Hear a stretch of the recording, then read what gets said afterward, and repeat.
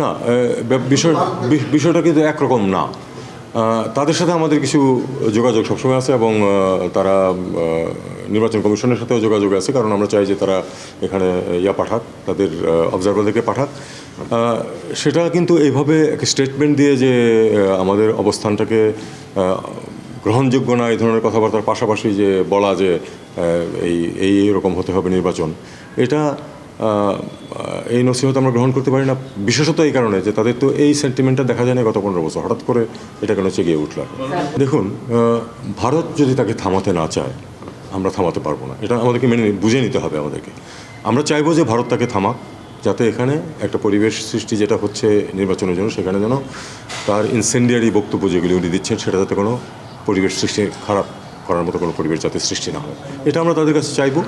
এবং তারা যদি সেটা করেন তাহলে সেটাকে আমরা একটা ভালো পজিটিভ পদক্ষেপ হিসেবে নেব, না করলে তো আমি তাকে জোর করতে পারবো না।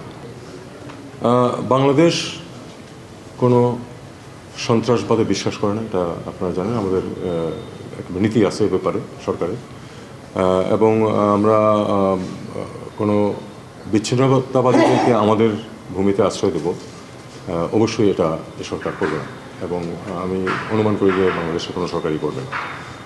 এটা একজন অ্যাক্টিভিস্ট রাজনীতি করেন উনি বলতে পারেন, কিন্তু সেটা সরকারের অবস্থান অবশ্যই